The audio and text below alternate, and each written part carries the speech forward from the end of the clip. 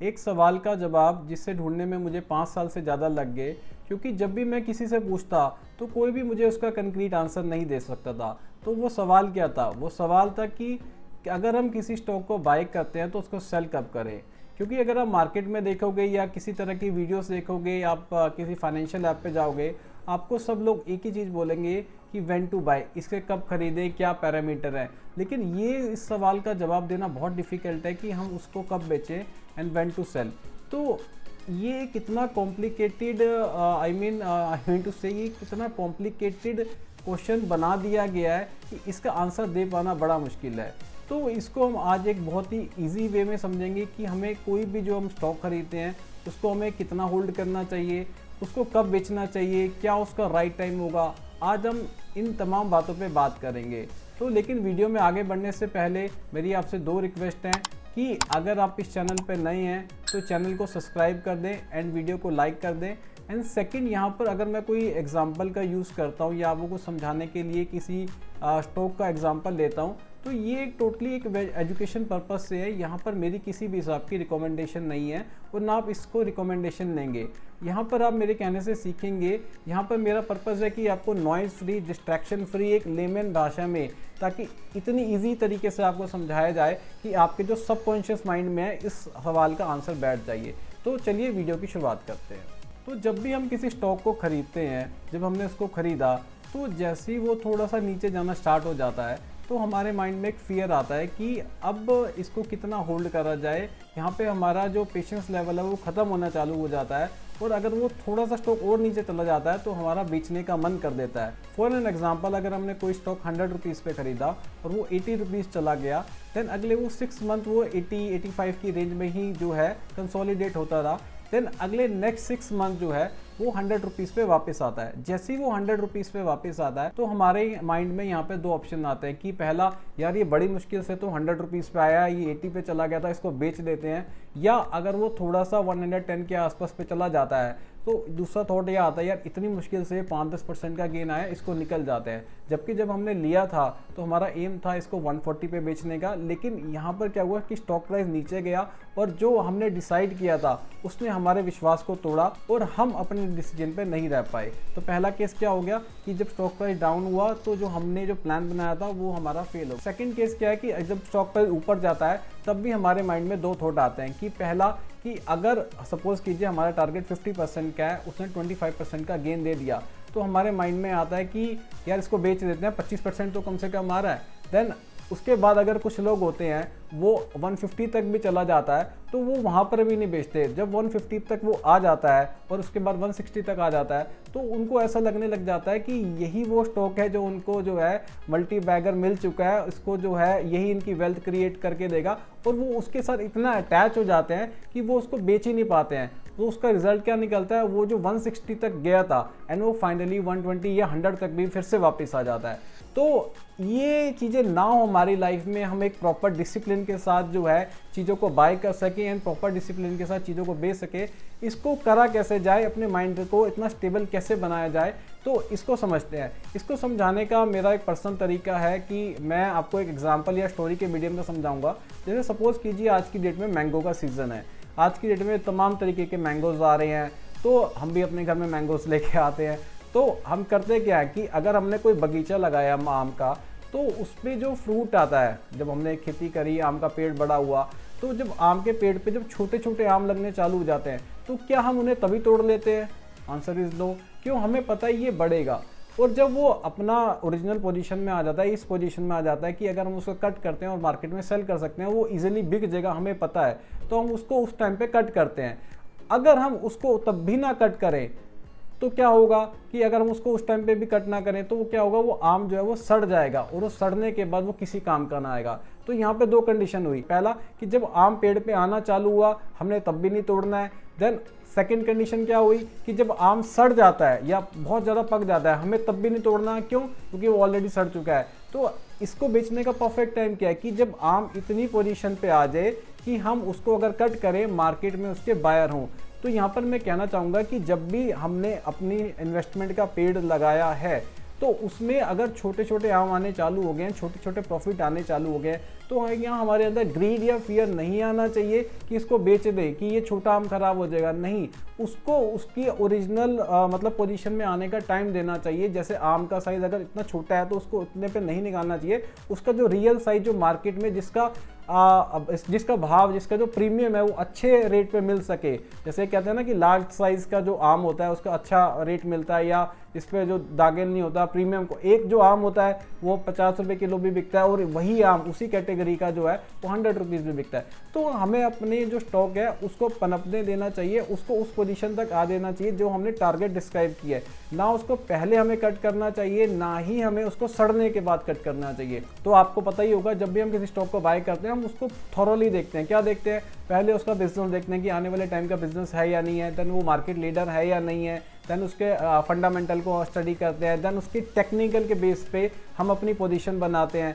और पोजीशन बनाने पे मेरा आपसे एक पॉइंट ये है कि मेजॉरिटी ऑफ लोगों में एक चीज़ देखी जाती है कि जब उनको बाय करना होता है तो वो प्राइस को आने, जिस पॉइंट पे हमें बाय करना है उस पॉइंट तक आने का वेट नहीं करते। उनके माइंड में फोमो आ जाता है, फियर आ जाता है कि यार ये स्टॉक तो बहुत बढ़िया है, ये मतलब थोड़ा सा डाउन भी है लेकिन ये एक्चुअली हमारी रेंज में नहीं है, तो हम इसको खरीद लेते हैं। और खरीदने के बाद क्या होता है, वो उस पॉइंट पे आ जाता है जिस पे हमें बाय करना था। It's like cricket match. जैसे हमें मान लो शॉट मारना है, 4 मारना है, तो हम जब तक बॉल हमारे स्पॉट में नहीं आएगी तब तक अगर हम उसको खेलते हैं तो उससे क्या होगा कि वो एजेस लगेंगे, हम आउट होंगे। तो हमें करना क्या है कि किसी भी स्टॉक को हमें तभी बाय करना है जब वो हमारे स्पॉट में आए, हमारी बाइंग रेंज में आए, चाहे वो कंपनी कितनी ही अच्छी हो या कितनी ही सस्ती ट्रेड कर रही हो या कितनी ही महंगी ट्रेड करनी हो। तो हमें अपने स्पोर्ट तक आने का वेट करना है। जब हमारे स्पोर्ट पे आए हमें बाय करना है, उसके बाद हमें कुछ नहीं सोचना है। इस लाइक हमने पेड़ लगा दिया, उस पर आम आएंगे, पहले उस पर छोटे छोटे आम आएंगे, देन उसका बड़ा आम आएगा। जब वो हमारा जो टारगेट है वो आम पक जाएगा और हमें वहाँ पे कट कर देना। उसके बाद वो और ज़्यादा बड़ा हो, देखो ऊपर जाने की कोई लिमिट नहीं है, नीचे जाने की कोई लिमिट नहीं है।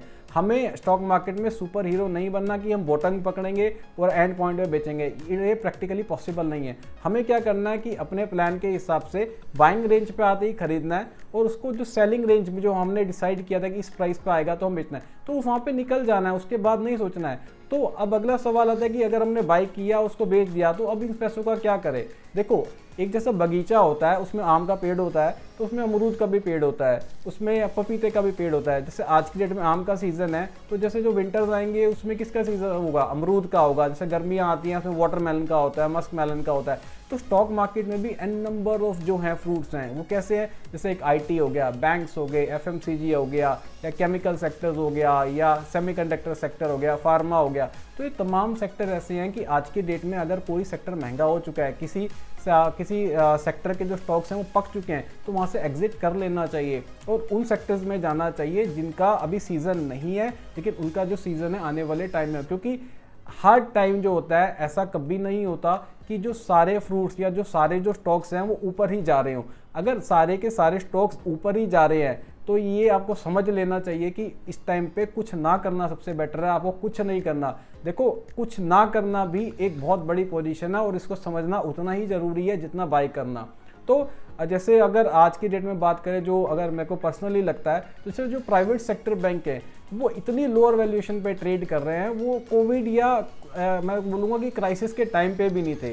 लेकिन जो बाकी अदर सेक्टर्स हैं वो अपने मतलब हाइट्स को टच कर रहे हैं। तो अभी करना क्या है, जो बैंकिंग जो है आज की डेट में वो मतलब जो है लोअर वैल्यूएशन पे ट्रेड करिए, उसका सीज़न नहीं है तो अभी हमने उसकी खेती कर ली है या उसके पेड़ लगाने हैं। तो जब वहाँ पे फ्रूट्स आएंगे तो हम वहाँ से एग्जिट करेंगे। जो ऊपर जो अभी सेक्टर चल रहे हैं वो नीचे आ जाएंगे, तब उनमें रोटेशन करेंगे। जैसे फार्मिंग क्या होती है, रोटेशन होती है। पहले आम की खेती करता है एक फार्मर एक खेत पे, देन उस पर अमरूद की करता है, पपीते की करता है, केले की, मतलब डिफरेंट काइंड ऑफ फ्रूट्स जो है एक ही लैंड से करता है। तो एक्जैक्टली हमें भी यही करना है कि जो भी स्टॉक्स हैं जिनका जो सीज़न जो पक चुके हैं हमें उनसे एग्जिट करना है, और जिनका जो सीज़न आने वाला है उनमें हमें एंटर करना और इस चीज़ को रोटेट करते रहना है। कब तक, लाइफ टाइम तक।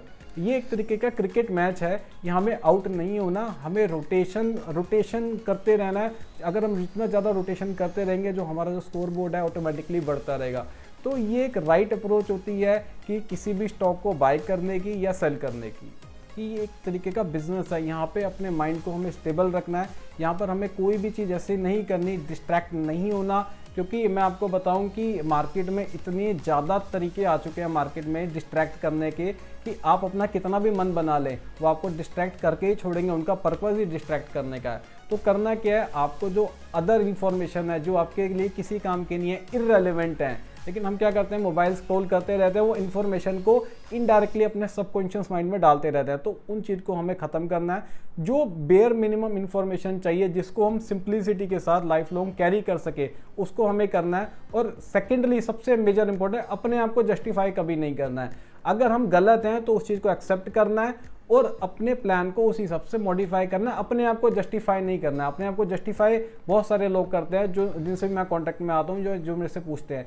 तो वो कैसे करते हैं मैं आपको बताता हूँ एग्जांपल के थ्रू। उन्होंने 10 स्टॉक लिए, उसमें से 8 जो थे उनका बंटादार हो गया, वो नहीं चले, लेकिन जो 2 स्टॉक्स थे उनमें उन्होंने 30 या 40% का गेन कमाया। लेकिन वो क्या करेंगे, वो ग्लोरी उन 2 स्टॉक की खाएंगे, देखा मैंने कहा था कि ये देख 6 महीने में 30% हो गया, 6 महीने में 40% हो गया।